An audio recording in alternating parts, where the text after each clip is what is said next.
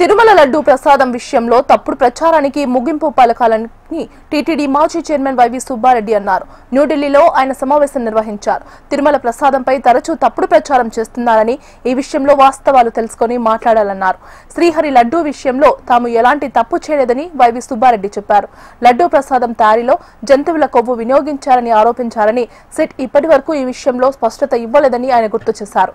ప్రసాదం టెస్ట్ విషయంలో పటిష్టమైన వ్యవస్థ ఉంటే కల్తీ ఎలా జరుగుతుందని వైవి సుబ్బారెడ్డి ప్రశ్నించారు.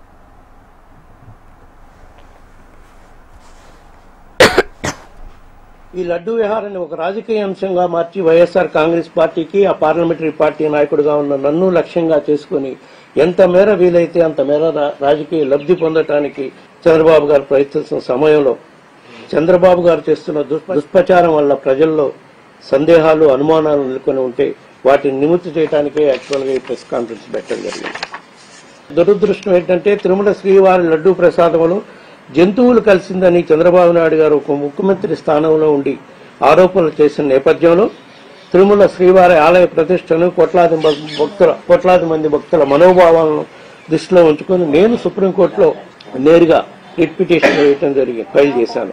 నా తర్వాత ఇద్దరు ముగ్గురు కూడా హిందూ ఆర్గనైజేషన్ తరఫున ఫైల్ చేయడం జరిగింది. అలాంటి నాపై తప్పుడు ఆరోపణలు చేసి విష ప్రచారాలు చేస్తున్నారు. ఈరోజు నేను తప్పు చేసిన వ్యక్తినైతే నేనెందుకు సుప్రీంకోర్టులో పిటిషన్ దాఖలు చేస్తాను?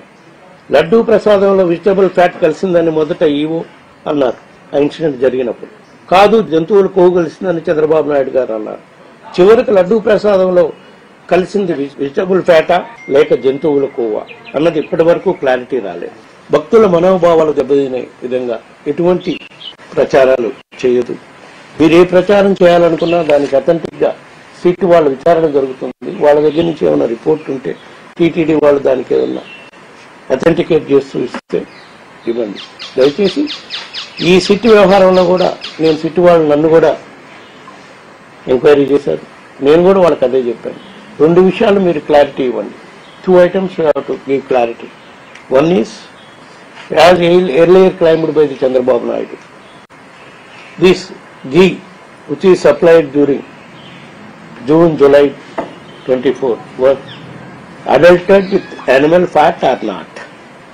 Number 2, this adulterated ghee which alleged to be supplied, why you are restraining to your inquiry only to 29 to 24?